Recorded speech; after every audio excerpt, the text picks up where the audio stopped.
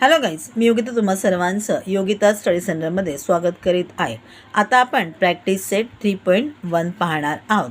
त्यामधला first question आहे, in the adjoining figure the radius of a circle with centre C is 6 centimetre. Line A B is a tangent at A. Answer the following questions. काही questions विचारलेले आहेत. आपण जिथे म्हणतो आहोत activity base आपल्याला questions येणार आहेत, त्या ठिकाणी असेही क्वेश्चन्स आपल्याला फिल इन द ब्लँक्सच्या टाईपमध्ये येऊ शकतात. तर आपण बघूया कसा आहे question. What is the measure of angle CAB and Y.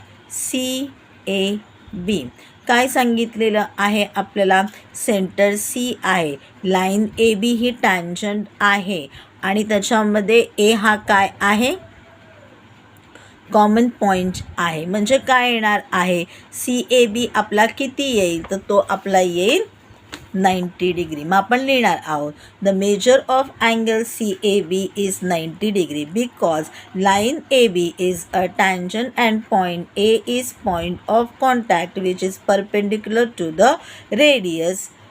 Tangent radius theorem किंवा तुम्ही म्हणू शकता टँजंट थेरम असं जरी लिहिलं तरीसुद्धा आपलं चालणार आहे. आता जिथे क्वेश्चन आहे तिकडे आन्सर असं येईल. ॲक्टिव्हिटी बेस जर क्वेश्चन आला त्याने आपल्याला क्वेश्चन विचारला, खाली ॲक्टिव्हिटी लिहून दिली, therefore angle CAB is equal to dash dash आणि त्याच्या पुढे आन्सर लिहायला जागा दिली, तर आपल्याला त्या हिशोबाने ह्या प्रश्नाचं उत्तर लिहायचं आहे. तर सेकंड क्वेश्चन आपण पाहूया.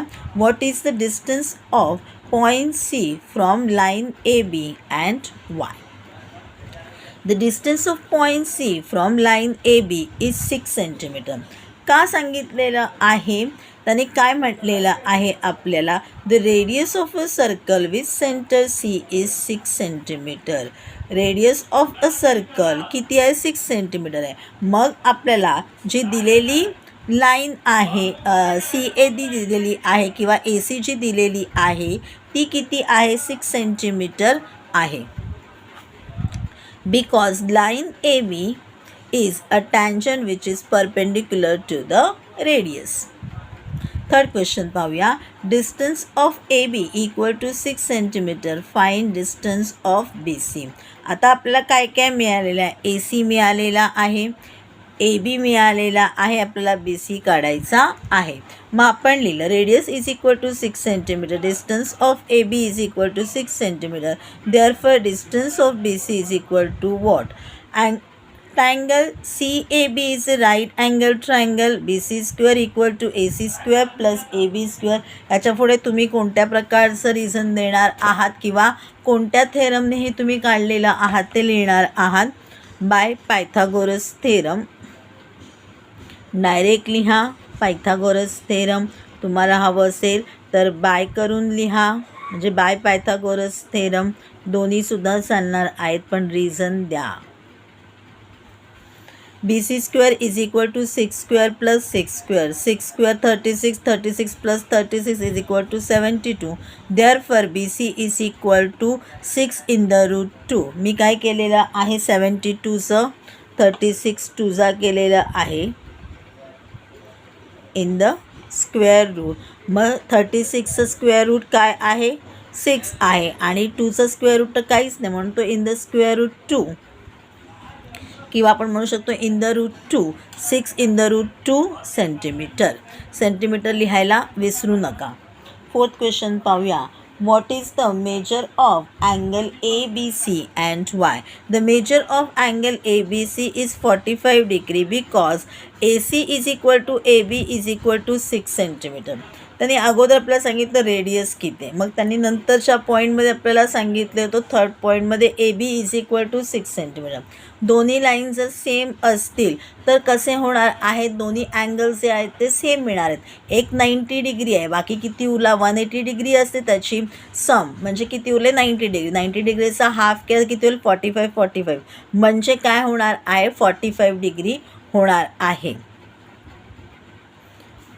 Opposite angles of a congruent sides are congruent, therefore angle ABC is 45, 90 and isosceles triangles. तुम्हाला हवं असेल तर तुम्ही आयसोसेल्स ट्रायंगल्स आहे म्हणू शकता, कारण काय की त्याच्या दोन्ही लाईन्स सारख्या आहेत. तुम्ही कोणत्याही प्रकारे आन्सर लिहू शकता.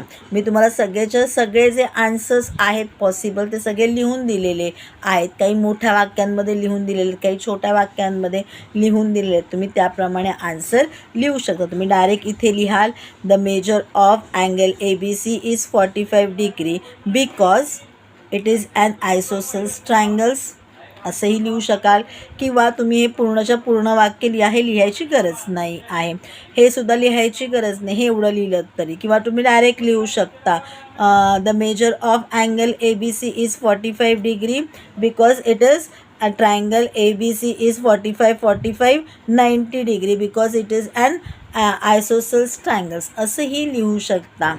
ह्याच्यापैकी कोणतंही कारण तुम्ही लिहू शकता. आता आपण पाहणार आहोत question number 2. In the adjoining figure O is the center of the circle from point R. Segment RM and segment RN are tangent segments touching the circle at point M and N. If OR is equal to 10 cm and radius of the circle is 5 cm, then first question आणि second question. Okay, आता आपण first question second question सोडवून घेऊया. त्याच्या अगोदर तुम्हाला सांगते आहे, मी ते मुद्दामूनच जागा सोडलेली आहे. तुम्ही प्रश्न लिहून घेतलेला आहे, त्याचा प्रश्न लिहायची गरज नाही आहे उत्तरपत्रिकेमध्ये. आपल्याला फक्त एक रफली तिकडे तुम्ही जी आहे फिगर काढून घ्या आणि आन्सर लिहायला सुरुवात करा. तुम्ही ह्या ठिकाणी काढू शकता, त्याचा काही प्रॉब्लेम नाही आहे. मी काय केलेलं आहे, मुद्दामून तुम्हाला जे आहे इथे काढायची आहे फिगर, त्याच्यानंतर तुम्ही इथे गिवन आणि फाइंड लिहायचं आहे आणि मग सोल्युशन लिहायला सुरुवात करायची आहे.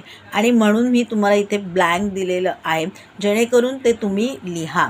तुम्हाला जर त्याच्यामध्ये काही कॉम्प्लिकेटेड वाटत असेल तर मला लिहून पाठवा कमेंट बॉक्समध्ये. मी तुम्हाला कसं लिहायचं आहे ते लिहून दाखवेन. मी इतके दिवस तुम्हाला लिहून दाखवते, तुम्हाला बऱ्यापैकी त्या गोष्टीची जाणीव झालेली असेल की आपल्याला गिवनमध्ये काय लिहायचं आहे, कशा प्रकारे लिहायचं आहे. एकदा लिहून बघा. सोल्युशन बघूया आपण. आपल्याला काय फर्स्ट क्वेश्चन विचारलेला आहे, what is the length of each tangent segments. म्हणजे आपल्याला लिहायचे काय आता लिहूया आपण. OM perpendicular RM, therefore OMR is equal to 90 degree. tangent radius theorem किंवा नुसता tangent theorem लिहा. OR square is equal to OM square plus MR square. 10 square is equal to 5 square plus MR square. 100 equal to 25 plus MR square. 100 minus 25 is 75 MR square. मग in the square route म्हणजे square route काढल्या, taking out square route म्हणजे काय झालं आहे, 25 3 MR म्हणजे आपलं उत्तर आहे 25 स्क्वेअर रूट आहे 5. इन द रूट 3 राहिलेला ॲज इट इज म्हणजे आपला आन्सर आलेला आहे 5 in the root 3 is equal to MR. MR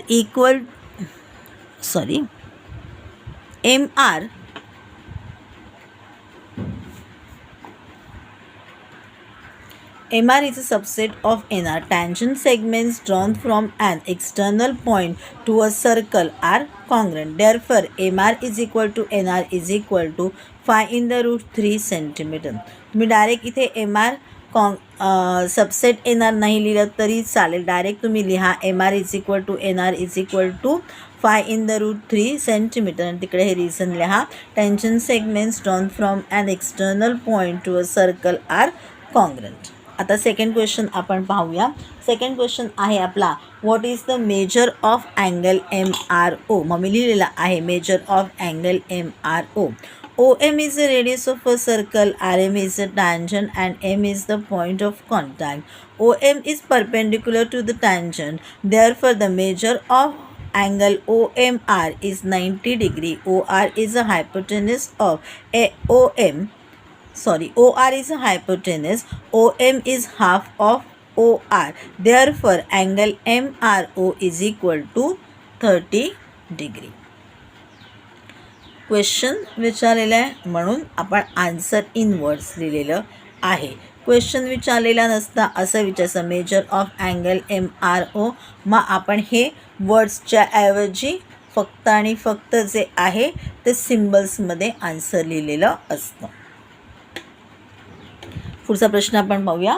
question number 3. What is the measure of angle MRN? OM and ON are radius of the circle. RM and RN are tangent of the circle.